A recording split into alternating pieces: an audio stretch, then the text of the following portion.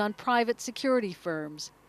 When it came time to negotiate a new security agreement with the U.S., it made sure to insist that the immunity they always had be dropped. Post-traumatic stress disorder isn't widely understood here. Most of the country probably suffers from it. Fitzsimon's lawyer says the court decided that while his client was mentally competent, the horrors he'd seen as a British soldier in Kosovo had left him deeply troubled. Danny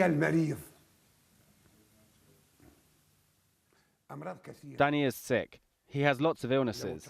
If you read the medical report, the British medical reports, and the reports from the medical committee, it says he has been exposed to very ugly scenes in Kosovo. This illness makes the one who has it feel like everyone else is his enemy, and the slightest provocation will have dangerous consequences. And then there was the drinking. He drank a liter of scotch when he opened fire on his colleagues. There are still tens of thousands of private security contractors in Iraq. For most of the war, they were immune from being prosecuted here. But now Iraq has responsibility for its own security. And with this ruling, they've made clear they will administer their own justice as well. Jane Araf, AlJazeera, Baghdad. The United Nations has accused Belarus of violating a Côte d'Ivoire arms embargo. A UN spokesman says forces loyal to incumbent President Laurent Gbagbo received a shipment of attack helicopters on Sunday, with more expected. Gbagbo refuses to transfer power to Alassane Ouattara, the internationally recognized winner of November's presidential polls. Meanwhile, hundreds of women in Côte d'Ivoire's capital, Abidjan, have been rallying against Gbagbo's ongoing violence. Against Gbagbo and the ongoing violence. Demonstrators called for Gbagbo to step down and accused the military of beating people and destroying homes. Street battles this week in Abidjan and in the west of the country have left dozens dead. In Sudan, at least 10 people have been killed in clashes in the disputed oil-rich region of Abyei. The region's chief administrator is a member of the Dinka Gok trial allied to the south. He's accused Arab Misriya nomads of attacking a Dinka settlement. But a Misriya spokesman says the South Sudanese army started the fighting. Somalia's transitional government says it now controls 70% of the capital, Mogadishu, after days of heavy fighting. On Sunday, President Sheikh Sharif Sheikh Ahmed visited troops in newly seized camps formerly held by al-Shabaab rebels. He called on opposition fighters to defect, promising to grant them asylum. Security sources in the capital say Somali troop numbers have been strengthened by hundreds of new recruits trained in Kenya and Ethiopia. The Malaysian government is planning to tighten media regulations and also wants more controls on internet access, raising concerns of a crackdown on free speech. Stephanie Scowen reports. It's the kind of news no publisher wants to hear. A planned newspaper boycott in support of free speech in Malaysia.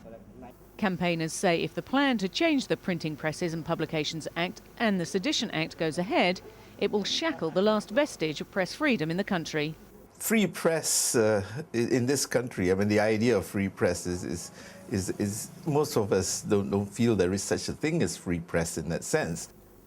The editor of independent news portal Malaysia Kini, which is frequently critical of the government, fears the worst. When the guidelines been set, when the confusion has been sorted out, I see, perhaps a major crackdown against online, commentators, including, websites like Malaysia Kini. Malaysia Kini is one of the few media outlets to take up the case of journalist Hatta Wahari. A reporter for government-backed paper Utusan Malaysia, Wahari was suspended in January for comments he made as president of the NUJ. I'm issuing a statement that please go back to the press freedom, please do a non-biased reporting and non-partisan, that we go back to our main objective, to disseminate information to the people. We should not be a propaganda tool to any stakeholder. Some fear the expansion of the PPPA and the Sedition Act is part of a government strategy to win back seats at the next election. Others warn a crackdown will stifle Malaysia's development and say the government needs to change tack. If Malaysia wants to be a developed nation, it comes with democratic rights and freedom of expression. You can have a high-income economy and restrict the others. AlJazeera asked Utusan Malaysia to explain why it was taking action against Wahari, but the paper declined to comment. Disciplinary proceedings against him have been indefinitely postponed, but Wahari remains suspended from his job.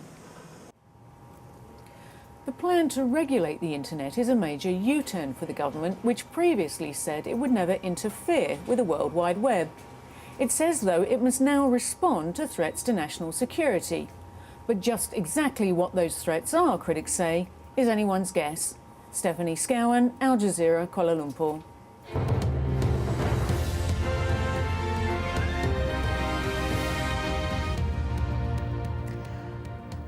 Let's remind you of the main stories now here on Al Jazeera. Reports are coming in that the Libyan Air Force has bombed an ammunition depot held by opposition forces in the city of AlJazeera. And the online edition of Kurina newspaper is reporting several dead after forces loyal to the Libyan leader Muammar Gaddafi opened fire to disperse a protest in the capital. It comes as the international community meets in Geneva to discuss the ongoing crisis in Libya. Speaking after a meeting of the UN Human Rights Council in Geneva, the US Secretary of State Hillary Clinton said the US would consider supporting a no-fly zone over Libya. I discussed it today with allies and partners, and we will proceed with this active consideration. When I said in my remarks that all options are on the table, or another way of saying it, no option is off the table, that, of course, includes a no-fly zone. Egypt's top prosecutor has imposed a travel ban on former President Hosni Mubarak and his family, pending further investigations. He's also ordered a freeze on all their financial assets inside the country. A heavy military presence is back on the streets of the Tunisian capital a day after the Prime Minister, Mohamed Ghannouchi, bowed out following a wave of deadly protests.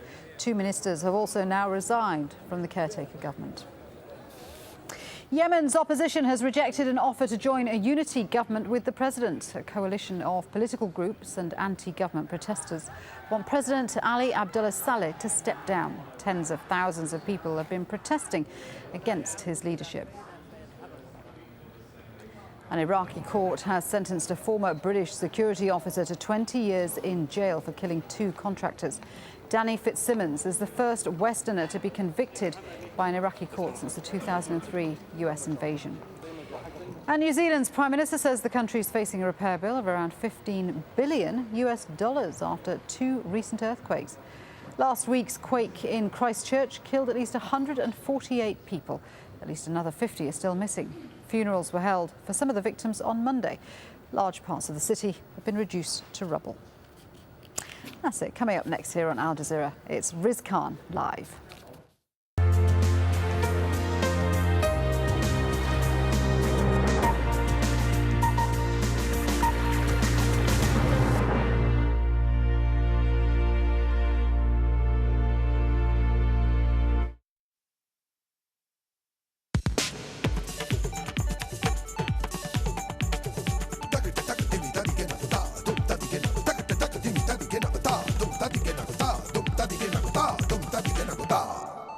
Hello and welcome. Barack Obama came into office talking about a new beginning between the US and the Arab world. But how much will really change as the Middle East continues to dramatically reshape itself politically? One crucial issue Washington needed to address was Israel's illegal settlements. Here's what President Obama said during his Cairo speech in 2009. The United States does not accept the legitimacy of continued Israeli settlements.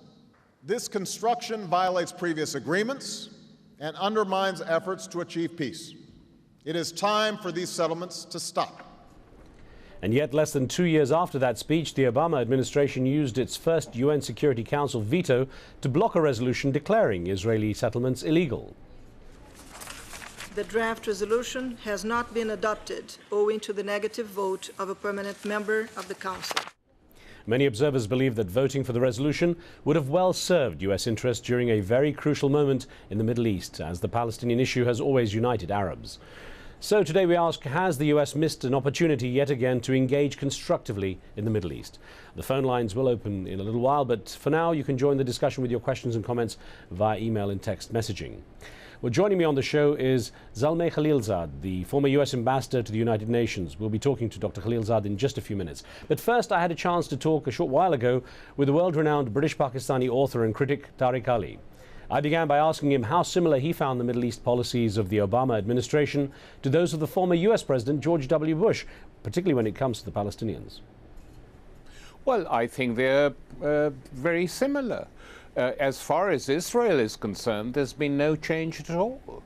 And essentially what Obama is doing in Israel-Palestine is exactly the same as Bush, forcing the PLO to accept everything that the Israelis are asking for. As AlJazeera has already revealed in the Palestine papers, something that people like myself had been saying for a long time, that the PLO leadership has capitulated totally and completely. And I really wouldn't be surprised if what we're seeing elsewhere in the Arab world, in Cairo, in Tripoli, in Tunis, in Sana'a, doesn't spread to Ramallah soon, because I think that ordinary Palestinians are fed up with their leadership and the repression that has been meted out to them. And on that, Obama and the Israelis, like Bush and the Israelis, are at one. Now, when we last spoke, we talked about your book, The Obama Syndrome, your recent book, and in that you were saying how you were very critical of the Obama administration's continuation of the Bush policies on Iraq and Afghanistan, saying that really the mood music had changed and there was a sugarcoating. Has there even been an effort to sugarcoat what's happening with the Israeli-Palestinian situation? None at all. There's been no attempt to sugarcoat the Israeli policies. And given what is going on in the Arab world today, where huge mass popular movements for democracy are toppling dictators that have been backed by the West, the argument that Israel is the only democracy in the Middle East is proving to be total and complete nonsense. The argument that the Arab people are not interested in democracy, that Muslims are genetically incapable of liking democracy because of their religion, is shown to be the complete nonsense and gibberish that it was when the neocons were spouting it. And it's the same gibberish when the Israelis spout it. I mean, the Israeli press and media was the most staunch supporters of Mubarak, put enormous pressure on Obama not to allow Mubarak to be removed, but there was nothing any American president could have done. So gradually, what the Arab people are doing is exposing Israeli pretensions in the region. The Israelis used to say to Washington, "We'll be your base forever, for eternity, in this heart of darkness that is the Arab world." Well, if things carry on going as they are, the only heart of darkness in the Arab world will be Israel. Now, what, if any, consequence do you expect from the recent veto on Israeli settlements by the US, when back in 2009, Barack Obama said in Cairo, well, we're totally against the idea of any more Israeli settlements? Nothing much is going to change on that, Riz. You know, they say one thing one day, another thing the other day. Essentially, what the Israelis have done is given token support to American advice, which is weak, as we know, in any case, and carried on disregarding any real instructions they may or may not be getting from Washington. And the number of settlements that have been built and are still being built on the West Bank and in the occupied territories makes the idea of a two-state solution laughable, a farce. It's not going to happen because it can't happen. It can't happen physically because of what the Israelis have been up to. So the Israeli leadership may not like to hear this, but essentially what they have done is made a single state in Israel-Palestine inevitable over the next decades. It's a shame. It seems like there was a critical juncture here, an opportunity for the US to send the right kind of message to the Arab and Muslim world about the issue of the settlements, to show perhaps a little more solidarity with what's happening in the Middle East. I don't think they're capable of that. For some reason, they regard at the moment Israeli and American interests in the region as exactly one and the same. And that certainly helps and suits the Israelis, but it is now very damaging to any American administration that rules, because the argument which they've used till now